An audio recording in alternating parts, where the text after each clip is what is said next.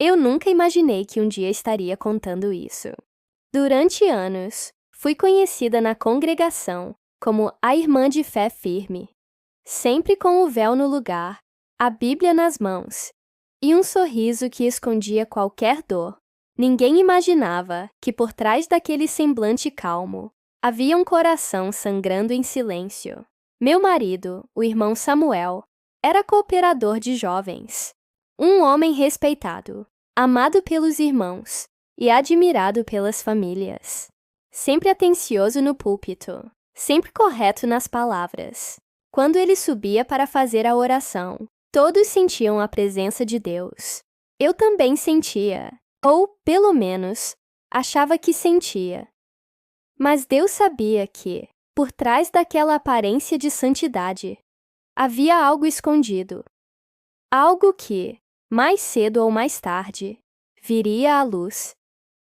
Tudo começou de forma sutil. Pequenas mudanças no comportamento dele. Chegava mais tarde dos ensaios da mocidade. Dizia que precisava visitar algum irmão, mas não explicava muito. E, quando eu perguntava, ele se irritava. Você está desconfiando de mim, mulher? Se dizia, com aquele tom que misturava autoridade e culpa. Eu tentava crer, tentava confiar. Afinal, ele era um homem da obra. Eu sempre dizia para mim mesma, Deus há de guardar nosso lar. Mas o Espírito Santo já vinha me alertando, não através de sonhos ou revelações, mas através de uma angústia que eu não conseguia explicar. Certa noite, enquanto eu orava sozinha na cozinha, ajoelhada no chão frio, senti no meu coração uma voz que dizia: Abre os olhos, filha. O inimigo está dentro da tua casa. Aquilo me assustou. Pensei que fosse apenas a minha mente cansada. Mas os dias seguintes confirmaram que não era imaginação. Comecei a notar o celular dele, sempre virado para baixo na mesa. As mensagens apagadas, as ausências prolongadas e o perfume. Aquele perfume feminino que ficou uma vez na gola da camisa dele. Quando perguntei, ele respondeu com ironia. Deve ser o cheiro das irmãs que me abraçam na porta da igreja. Mas aquela resposta não me convenceu. Foi então que uma tarde, depois de um culto, uma irmã nova da congregação, a irmã Elisa, se aproximou de mim. Jovem, bonita, cheia de doçura na voz. Falava comigo com tanto carinho que eu jamais desconfiaria de nada. Mas o inimigo é astuto e usa a doçura para disfarçar o veneno. Alguns meses depois, comecei a notar a proximidade entre os dois. Pequenos gestos, olhares rápidos, brincadeiras sutis que passavam despercebidas aos olhos dos outros, mas não aos meus. Uma mulher sente quando o olhar do marido já não lhe pertence. O coração me apertava a cada culto. Eu via os dois servindo juntos, orando lado a lado, e algo dentro de mim gritava: Senhor, revela o que está escondido, porque eu não aguento mais. Mas ao mesmo tempo, eu tinha medo da resposta. E se fosse verdade? E se o homem com quem construí minha vida tivesse traído não apenas a mim, mas ao próprio Deus? Uma noite de sábado, depois de um culto de jovens, ele saiu apressado, dizendo que ia levar alguns irmãos em casa. Eu fiquei na calçada, observando, e algo me disse para esperar. O tempo passou. 1 hora, 2, 3, e ele não voltava. Meu coração queimava. Então, sem entender por quê, vesti uma saia longa, peguei o véu e orei. Senhor, se for da tua vontade, me mostra a verdade hoje. Eu aceito, mesmo que doa. Peguei o carro e saí. Não sabia para onde ir. Apenas deixei o volante nas mãos de Deus. E ele me conduziu. Quando dobrei a esquina de uma rua mais afastada, avistei o carro dele estacionado. As luzes estavam apagadas, mas eu reconheci aquele velho sedã que tantas vezes nos levou à igreja juntos. Meu corpo começou a tremer. Eu estacionei do outro lado da rua. Orei baixinho e desci. O que vi jamais sairá da minha memória. No banco da frente, os dois. Ele e a irmã Elisa. A mão dele sobre a dela. O rosto próximo. Um riso abafado. E quando percebi, estavam se beijando. Naquele momento, tudo dentro de mim desabou. Eu quis gritar, quis correr, quis quebrar aquele vidro e perguntar, por quê? Mas a voz de Deus me calou. Fica quieta, filha, porque eu vou tratar. Voltei para casa como quem carrega um corpo morto dentro do peito. Chorei até adormecer. Nos dias seguintes, ele tentou agir como se nada tivesse acontecido, mas eu já sabia. E o mais curioso é que Deus começou a falar com ele também. Durante os cultos, ele não conseguia mais orar. As palavras travavam, os hinos que ele costumava reger, ele já não conseguia cantar. E um peso espiritual começou a pairar sobre a congregação. Um dos anciãos comentou em um culto de ensino: tem algo oculto entre nós, e o Senhor vai revelar. Essas palavras caíram sobre mim como fogo. Eu sabia, e comecei a orar com mais intensidade. Senhor, se for da tua vontade, revela o pecado diante da igreja. Não para humilhar, mas para libertar. O coração do justo clama, e Deus ouve. Naquela semana, tivemos um culto de Santa Ceia. O ambiente estava carregado. Parecia que todos sentiam algo diferente, como se o Espírito Santo estivesse prestes a agir. E foi ali, diante da mesa, que Deus começou a mover tudo. O cooperador pediu que a igreja orasse. Enquanto todos se ajoelhavam, uma irmã da segunda fileira começou a chorar alto, tomada pelo Espírito. Ela dizia: o Senhor manda dizer, tem pecado escondido dentro da casa, e hoje Ele vai trazer à luz o que o inimigo fez nas trevas. O silêncio foi total. Eu senti o sangue sumir das minhas mãos. Meu marido abaixou a cabeça. E, antes que eu pudesse entender, outra irmã, usada pelo Espírito, começou a revelar detalhes que só eu sabia. O inimigo entrou pela confiança. Enganou o coração de 2 servos. E hoje o Senhor diz: basta. Ele levantou o rosto, pálido, e sem que ninguém o chamasse, se pôs de pé. As lágrimas escorriam. E, no meio da congregação, ele disse em voz alta: irmãos, Deus falou. Eu pequei, eu traí minha esposa, e traí a obra. O templo inteiro ficou em silêncio. O Espírito Santo pairou sobre todos. E eu, mesmo com o coração em pedaços, senti algo diferente, uma paz, porque finalmente a verdade havia vindo à tona. Eu olhei para ele, e pela primeira vez em muito tempo, vi arrependimento verdadeiro. Não um arrependimento humano, de vergonha, mas um quebrantamento vindo de Deus. Foi ali que percebi. Às vezes, Deus precisa destruir a aparência para reconstruir o coração. E naquele culto, ele começou a reconstruir o meu. Depois daquela noite em que o pecado foi revelado diante de toda a igreja, o tempo pareceu parar. As palavras do meu marido ecoavam na minha mente como um trovão que não se dissipava. Eu pequei. Foram apenas 2 palavras, mas cada uma pesava toneladas dentro do meu peito. Eu saí daquele culto com as pernas trêmulas, o coração despedaçado e o rosto molhado de lágrimas. E, mesmo com tudo exposto, havia uma parte de mim que ainda não sabia como viver dali em diante. Nos dias seguintes, o silêncio tomou conta da casa. Não aquele silêncio leve e sereno, mas um silêncio que machuca, que grita por dentro. Ele dormia num canto, eu em outro. As paredes pareciam carregar o peso do que havia sido dito. E, mesmo assim, a rotina continuava. Acordar, trabalhar, ir ao culto, fingir que estava tudo bem, mas nada estava bem. As irmãs me olhavam diferente, algumas com compaixão, outras com curiosidade, e umas poucas com aquele olhar que mistura piedade e julgamento. Eu sabia o que pensavam. Como ela pôde ser enganada?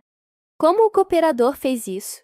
A verdade é que ninguém está imune. O pecado não escolhe classe, cargo ou ministério. Ele entra onde há brechas. E nós, sem perceber, abrimos portas. Naquela semana, eu deixei de cantar no coro. Não conseguia. A cada vez que ouvia o hino, mais perto quero estar. Algo dentro de mim desmoronava.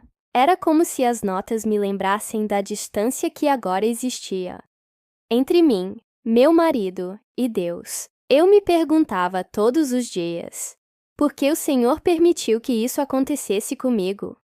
Eu te servi a vida toda, Senhor, mas, mesmo em meio à dor, havia uma resposta silenciosa no coração. Porque eu quero te mostrar que a fé verdadeira nasce da ruína. E eu entendi, aos poucos, que Deus não estava me punindo. Ele estava me moldando. Meu marido, por sua vez, mergulhou no arrependimento. Deixou o cargo, pediu perdão ao ministério e passou dias sem sair de casa. Eu o via sentado à mesa, com a Bíblia aberta e os olhos marejados, mas não conseguia me aproximar. Era como se uma parede invisível nos separasse, feita de dor, vergonha e silêncio. Um domingo, o ancião da nossa comum me visitou. Veio com uma serenidade que só quem é guiado por Deus tem. Sentou-se na sala, tomou um gole de café e me olhou nos olhos. Irmã, o pecado foi revelado, mas agora é tempo de cura. A ferida está aberta, mas o remédio já foi derramado. Só depende de vocês deixarem o Espírito trabalhar. Eu quis acreditar naquelas palavras, mas como curar algo que ainda sangrava? Mesmo tentando manter a postura, eu chorava todas as noites. Chorava por mim, por ele, por tudo o que foi destruído. E nas minhas orações, pedi uma coisa: Senhor, não me deixa virar pedra. Se for para continuar, que seja com amor. Se for para separar, que seja em paz, mas me guarda do ódio. E Deus guardou. Certa noite, depois de muitos dias, sem conversarmos, ele se aproximou devagar, com a voz embargada. Eu sei que não mereço seu perdão, mas quero te pedir uma chance de ser diferente. Eu não sou mais aquele homem. Eu o ouvi calada. Por dentro, meu coração travava uma batalha entre o amor e a dor. Parte de mim queria gritar e mandá-lo embora, mas outra parte, aquela que ainda cria na misericórdia, lembrava das vezes que Deus me perdoou quando eu também falhei. Fiquei em silêncio, e naquele silêncio, Deus falou comigo: Filha, quem muito é perdoado, muito deve perdoar. Essas palavras me atravessaram como um raio. Não era sobre esquecer o que aconteceu. Era sobre decidir, não deixar o diabo destruir o que Deus ainda podia restaurar. Os dias passaram. Voltamos aos cultos, cada um em seu lugar, discretos, quebrantados. Eu ainda sentia os olhares, mas já não me importava tanto. Deus estava fazendo algo dentro de mim, algo que não dependia das aparências, mas da obediência.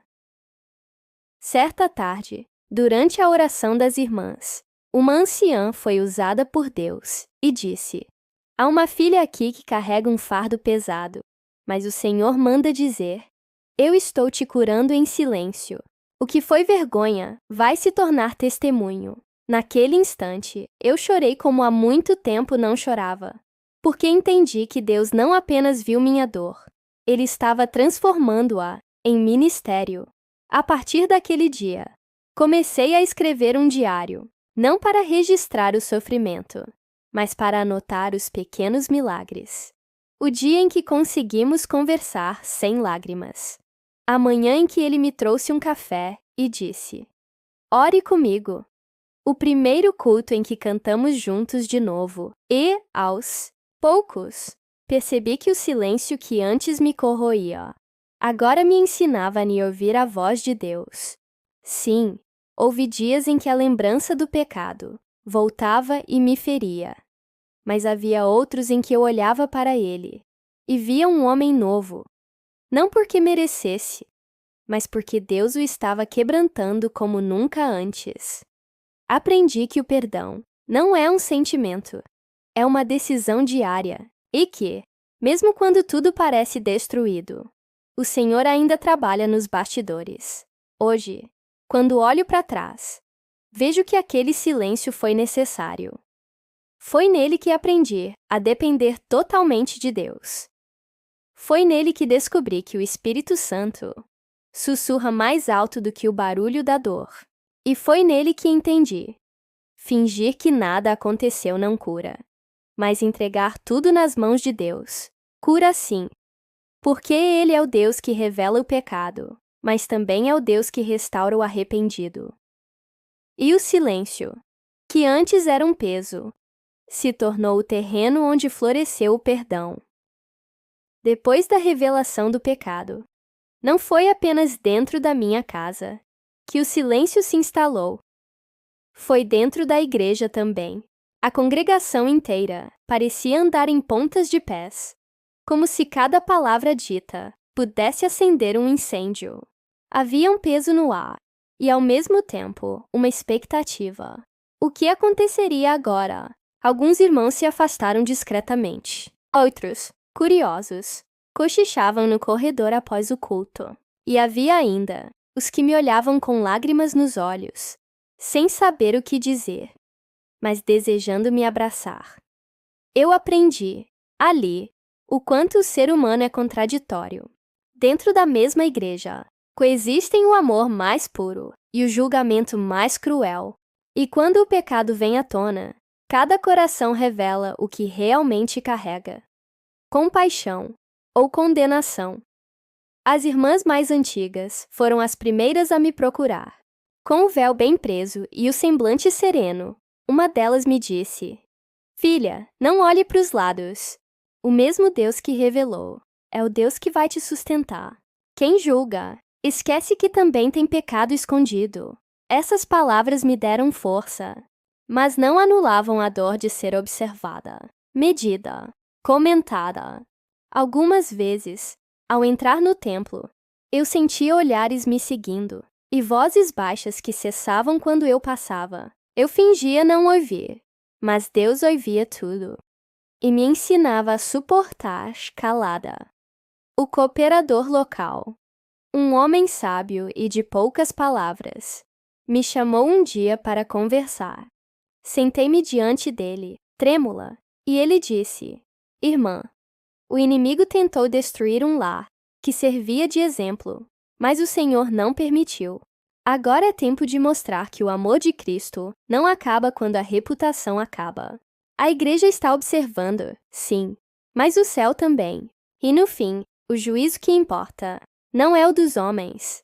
Saí daquela conversa com os olhos marejados, porque entendi que Deus estava usando até a vergonha para ensinar algo à igreja. Nos cultos seguintes, percebi como a presença de Deus parecia mais forte. Cada hino era como uma resposta ao que vivíamos. Certa noite, cantamos: Se tentado eu for, e triste aqui sofrer, sempre ao meu Jesus eu hei de recorrer. Eu chorava, e via outros chorando também.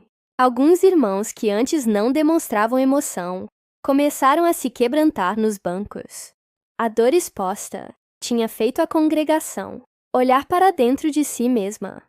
E eu soube, Deus estava trabalhando não só na minha casa, mas em toda a igreja. Mas nem todos entenderam assim. Houve quem dissesse que meu marido deveria ser afastado para sempre. Houve quem me aconselhasse a deixá-lo, para preservar o nome da obra.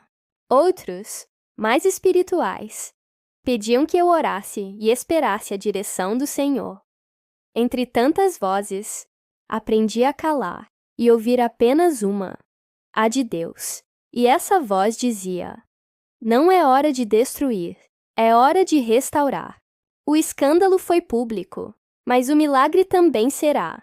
E realmente, aos poucos, a restauração começou a acontecer. Um dia, durante um culto de oração, o ancião pediu que todos orassem pelas famílias. Enquanto o povo orava, uma irmã levantou-se, tomada pelo Espírito, e disse: "O Senhor manda dizer, Ele está curando um lar que foi ferido pela traição. O inimigo queria destruir, mas eu vou levantar do pó o que parecia acabado." Meu corpo inteiro se arrepiou. Eu sabia que era comigo, e olhei discretamente para o meu marido. Ele chorava, com as mãos cobrindo o rosto. Naquele momento, senti o peso da vergonha sendo trocado por um toque de misericórdia. Deus estava mostrando que ainda existia esperança, mesmo depois da queda. Com o passar das semanas, percebi algo curioso. As pessoas que mais me julgavam começaram, elas mesmas, a enfrentar lutas dentro de casa. Casamentos em crise, filhos desviados, doenças inesperadas. E algumas vieram até mim dizendo: "Irmã, agora entendo o que você passou. Me perdoe por ter te julgado. Não era vingança. Era Deus mostrando que ninguém é melhor que ninguém. Todos estamos de pé, unicamente pela graça." Com o tempo, meu testemunho começou a ganhar outro tom. Deixou de ser uma história de traição para se tornar uma história de restauração. Muitas irmãs vinham até mim, depois dos cultos, pedindo oração por seus lares. Algumas confidenciavam: "Meu marido também caiu, mas não teve coragem de confessar." Outras diziam: "Eu também pensei em desistir, mas seu testemunho me fez continuar." Eu percebi que, quando a igreja reage com misericórdia, o inferno perde força. Mas quando reage com julgamento, o inimigo triunfa. Porque o diabo não precisa destruir uma família. Basta fazer os irmãos destruírem uns aos outros. E quantas vezes é isso que acontece? Mas naquela congregação, Deus começou uma obra diferente. O pecado havia escandalizado, sim, mas o arrependimento estava purificando. O ancião, durante uma exortação, falou algo que me marcou para sempre. O Senhor não revelou o pecado para causar divisão. Revelou para mostrar que Ele ainda fala, ainda corrige e ainda perdoa quem quiser apontar o dedo. Que olhe primeiro para a própria vida. A igreja inteira se calou e muitos choraram. Foi ali que percebi: Deus estava transformando um escândalo em escola espiritual. O povo estava aprendendo a amar mais e julgar menos. O meu marido continuava afastado do cargo, mas presente em todos os cultos. Ia quieto, sentava no último banco e orava em silêncio. Alguns o evitavam. Outros, aos poucos, voltavam a cumprimentá-lo com um aperto de mão.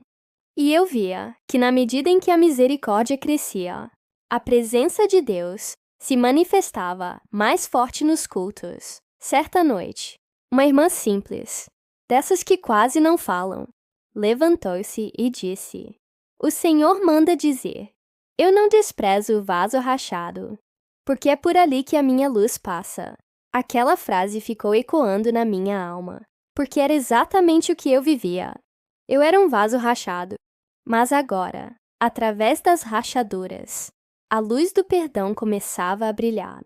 A reação da igreja foi, no fim, um reflexo da reação de Deus.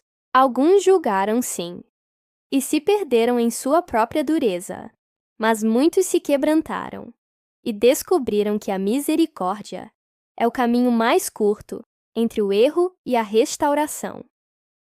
E eu, que um dia entrei naquele templo com vergonha de ser vista, agora entrava com o coração cheio de gratidão, porque o Senhor não apenas revelou o pecado, Ele revelou também o poder do perdão dentro da sua casa. Hoje, entendo que a reação da igreja foi uma prova para todos. Uns foram reprovados no amor, outros aprovados na fé. E eu fui restaurada na graça.